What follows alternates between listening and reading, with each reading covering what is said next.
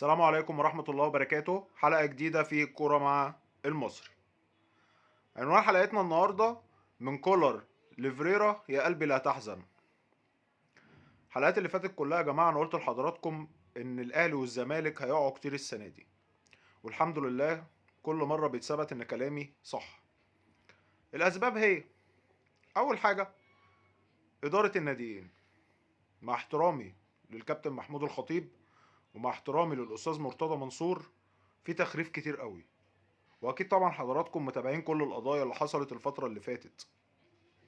واحد يقول لي: يا عم المشاكل موجوده في الزمالك بسبب موضوع فتوح وعبد الله جمعه والكلام اللي حصل والمخدرات والمنشطات والبتنجان والحاجات اللي حصلت دي. هقول لك يا باشا، اداره الاهلي فيها مشكله كبيره قوي، ان احنا لغايه دلوقتي مش عارفين نجيب صفقات. كريستو ده بيقولوا عليه لعيب كويس وكل حاجه، بس احنا ما شفناهوش. قالوا على سافيو نفس الكلام. اظن احنا دلوقتي بنشوف ان النادي الاهلي كل ما بيلعب سافيو بيبقى ناقص لعيب، غير محمد شريف نفس النظام. فين الصفقات الجديده؟ المفروض ان هم كانوا موجودين مع كولر، ما نزلش ولا واحد فيهم، مع ان مباراه النهارده كانت محتاجه حد قدام يخلص. على الكلام يعني ان كريستو ده بيخلص وان هو لعيب كويس ومش عارف ايه، لكن هو ما حطوش النهارده حتى في القايمه حتى في البدلاء. فاداره النادي الاهلي بتجيب لعيبه ترفع السعر كله في البتنجان. يعني ما يبقى واحد زي مروان عطية، مع احترامي ليه لعيب كويس وكل حاجة، لكن يتاخد ب25 مليون واتنين لعيبة كمان، سواء محمد محمود او عمار حمدي، يبقى في تهريج ويبقى في ادار مال عام. انا جاي دلوقتي لاداره نادي الزمالك، انا بتكلم الاول بس على اداره النادي الاهلي، عشان احنا بنقول الاهلي والزمالك واقعين السنه دي. بقول لكم بس الاسباب دول. اول سبب: الادارتين، الادارتين افشل من بعض. خلينا صراحه، انا قلت لحضراتكم انا عامل القناه دي لا هطبل لحد ولا هزغرط لحد. اداره الاهلي واداره الزمالك افشل من بعض، وده واضح على الفرقتين. واضح ان الاهلي والزمالك لغايه دلوقتي مش عارفين يكسبوا 3 او 4 مباريات على التوالي. لا الاهلي قدر يكسب 3 مباريات على التوالي لحد دلوقتي، ولا الزمالك. الاهلي كسب اول 3 مباريات اللي هم كانوا في اول الدوري، وبعد كده شكرا. تعادلات يا باشا، اوبا ماتش نكسب ماتش نتعادل، اوبا ماتش نكسب ماتش نتعادل. الزمالك نفس النظام، تعادلات وخسروا من اسوان. هل ده مستوى الاهلي والزمالك؟ اللي بيتابعني دلوقتي يا ريت بس يسيب كومنت كده ويرد عليا، ده مستوى الاهلي والزمالك؟ هل انت شايف حضرتك يا محترم يا اللي بتتابع ان اداره الاهلي والزمالك ناجحين؟ لا. انا مش بهاجم حد، انا بتكلم بكل صراحه. كل القضايا اللي فاتت اللي حصلت، الزمالك داخل في مشاكل مع اللعيبه ومشاكل مع مش عارف ايه ومشاكل مع نفسهم وبيشكلوا مع خلق الله زي ما بيقولوا، ومع التحكيم ومع وقلت لحضراتكم الحلقه اللي فاتت، هيقولوا اللي هي كانت بعد مباريات الداخليه والزمالك، هيقولوا ان التحكيم السبب وده حصل فعلا. قعدوا 4 ايام بيتكلموا عن التحكيم وهننسحب من الدوري ومش هنكمل الدوري، نفس الكلام بتاع كل سنه. اداره الاهلي بقى ساكتين ما بيتكلموش خالص، بس اهدار مال عام يا باشا. نروح نجيب لعيبه يا باشا فاقسه يا باشا، ادينا بنسكت الجمهور. واحد زي كريستو دوت جايب 1,200,000 دولار. طبعا النجم الساحلي كان عليه فلوس، فالاهلي دفع 300,000 دولار فيه، لان الاهلي كان له عند النجم الساحلي 900,000 دولار. فاحنا ضيعنا ال 900,000 دولار اللي لينا وزودنا عليهم 300,000 دولار في لعيبه احنا لسه هنشوف الله اعلم. برونو سافيو، ايه الصفقه دي؟ فين برونو سافيو؟ عمل ايه برونو سافيو غير مباراه السوبر الجول اللي حطه في الزمالك؟ ما انا عايز افهم مين اللي بيحاسب الناس دي؟ ليه اهدار مال عام؟ حتى الصفقات اللي جايبها لي، جايب لي خالد عبد الفتاح من سموحه، ماشي لعيب كويس وانت محتاج حد في الباك، يعني في الباك رايت مع محمد هاني لانه هيبقى لوحده، ماشي ده تمام، ده ما حدش فينا يقدر ينطق عليه ولا يتكلم عليه. لكن مروان عطيه، سؤال: مروان عطيه هيلعب على حساب مين؟ هيلعب على حساب السوليه، ولا هيلعب على حساب ديانج، ولا هيلعب على حساب حمدي فتحي؟ طب انت جايبه ليه ودافع فيه المبلغ ده كله ليه؟ طب اهو النهارده ما شاركش خالص، ما اتحطش حتى في البدلاء، ولسه هنشوف حرق دم الفتره الجايه. لان للاسف السبب في المشاكل دي كلها: رقم 1 الادارات، رقم 2 الاجهزه الفنيه اللي انا اتكلمت عليهم، الحاج كولر والحاج فيريرا اللي لازال لحد دلوقتي بيخرفوا مصممين على التخريف. واحد يقول لي بيخرفوا في ايه؟ اقول لك يا باشا كل حاجه فيها تخريف.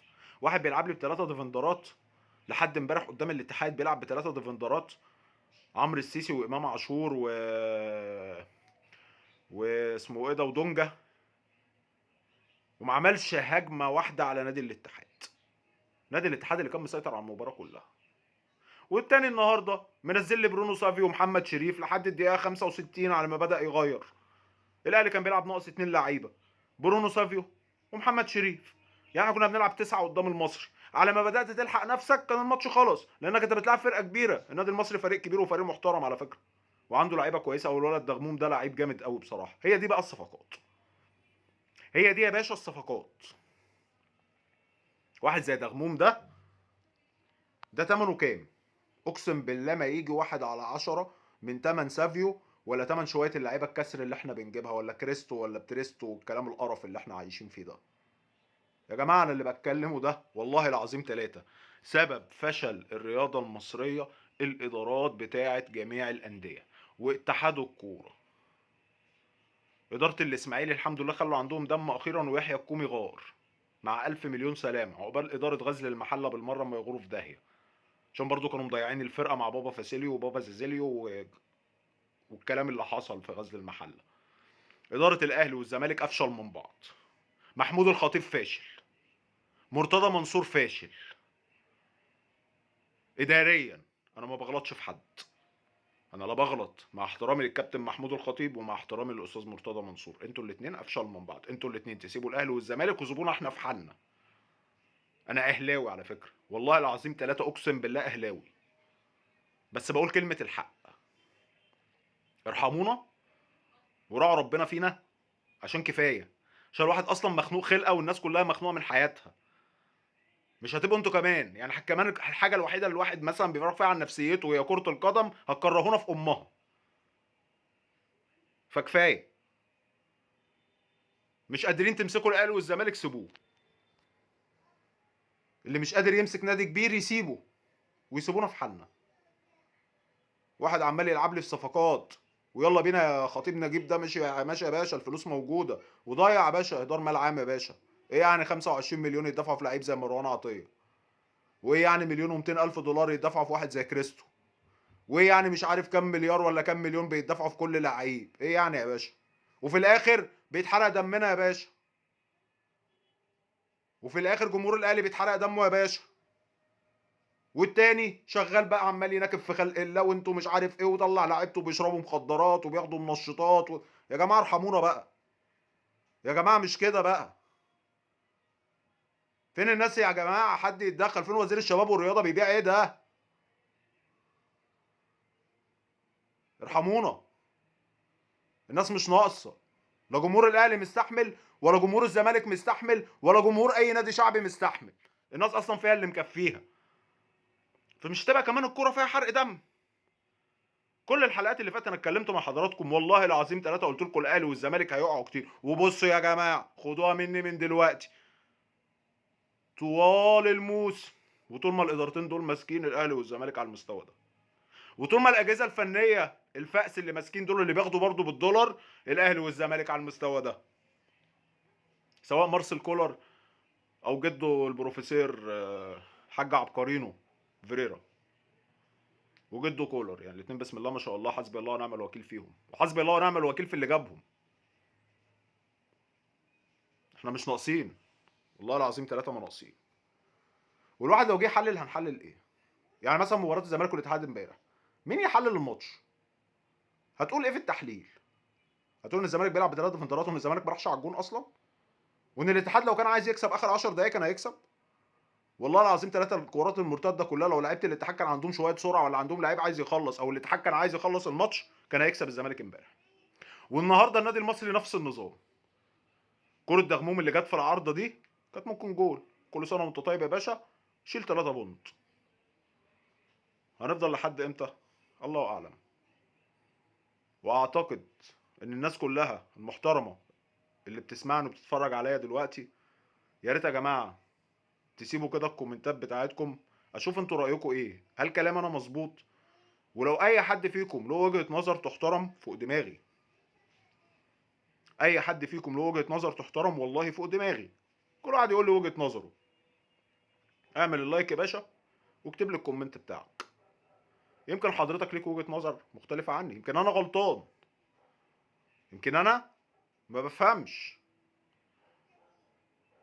بس اللي بيحصل ده حسبي الله ونعم الوكيل. ده اللي اقدر اقوله لحضراتكم. كده يا جماعة نكون وصلنا لنهاية حلقتنا. ارجو كل حلقة عجبت حضراتكم. ما تنسوش الدعم والاشتراك وتفعيل زر الجرس عشان يوصل لكم كل جديد.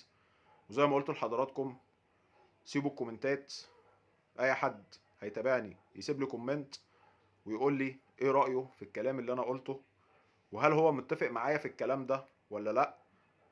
والسلام عليكم ورحمة الله وبركاته.